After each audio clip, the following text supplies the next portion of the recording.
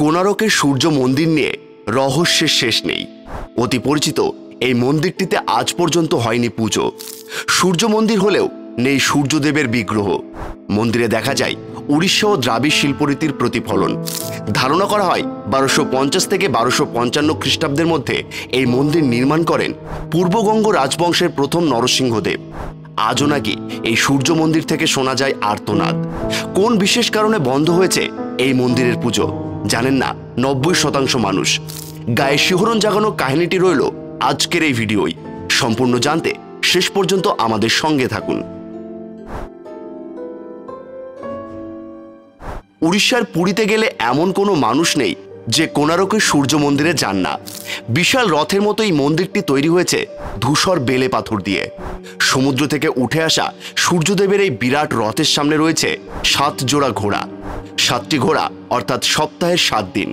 মন্দিরটি 12 জোড়া বিশাল চাকার ওপর। এই 24 পক্ষ।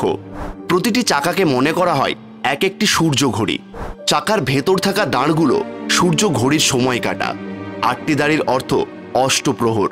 মনে করা হয় নিখুঁতভাবে সময় নির্দেশ করে কোণারকের সূর্য মন্দির। এছাড়াও মন্দিরের প্রবেশপথে রয়েছে বিশাল 2টি সিংহের মূর্তি, যারা লড়াই করছে রণহস্তির সঙ্গে।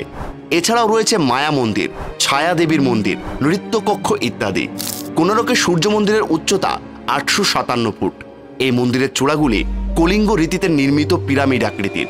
সূক্ষ্ম কারুকার্যময় মন্দিরটি প্রত্যেক মানুষকে অবাক করে। কিন্তু এত যত্ন করে তৈরি করা মন্দিরটিতে কেন বন্ধ হয়েছে পুজো? কোন ঘটনার ছায়া আজও ঘিরে রয়েছে কোণারকের সূর্য মন্দিরকে? এর সঙ্গে যুক্ত রয়েছে একটা বিরাট কাহিনী। শোনা যায় প্রথম নরসিংহদেব এই মন্দিরের নির্মাণের সময় এক অদ্ভুত নিয়ম চালু করেছিলেন।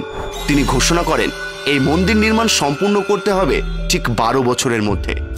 মন্দিরের নির্মাণ কার্যে থাকবেন 1200 জন শ্রমিক।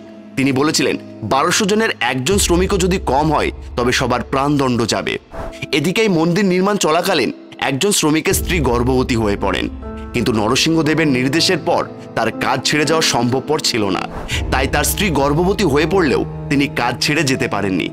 সেই শ্রমিকের স্ত্রী এক পুত্র সন্তানের জন্ম দেন। সেই পুত্র সন্তানের নাম রাখা হয় ধর্মদাস। পুত্র সন্তান বড় হয়ে উঠলে সে নিজের মায়ের কাছে তার বাবার কথা জানতে চায়। উত্তরে সবটা গুছিয়ে বলেন তার মা। ধর্মদাস তখন যায় তার পিতার কাছে। তখনও মন্দির নির্মাণের প্রায় 7 দিন বাকি। তখনও স্থাপন হয়নি মঙ্গল ঘট। পুত্র আসলেও কাজ ছেড়ে যেতে পারেন না অসহায় পিতা। পিতার কষ্ট দেখে মন্দিরে মঙ্গল ঘট স্থাপন করেন ধর্মদাস। কিন্তু তিনি নরসিংহদেবের কড়া নির্দেশ অমান্য করেছিলেন। তাই 1200 জন শ্রমিকের প্রাণ সংশয় দেখা যায়। শ্রমিকদের প্রাণ বাঁচাতে মন্দিরের চূড়া থেকে ঝাঁপ দিয়ে আত্মহত্যা করেন ধর্মদাস। আর সেই থেকে বন্ধ হয় মন্দিরের পুজো। সূর্য মন্দিরে স্থাপন করা হয়নি সূর্যদেবের বিগ্রহ। আজ ওই মন্দিরের আনাচে কানাচে লুকিয়ে রয়েছে রহস্য। দর্শনার্থীরা ভিড় জমালেও এই মন্দিরে পুজো বন্ধ।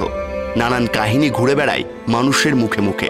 তবুও ভারতের এই মন্দির সারা বিশ্বের দরবারে বিস্ময় সৃষ্টি করে।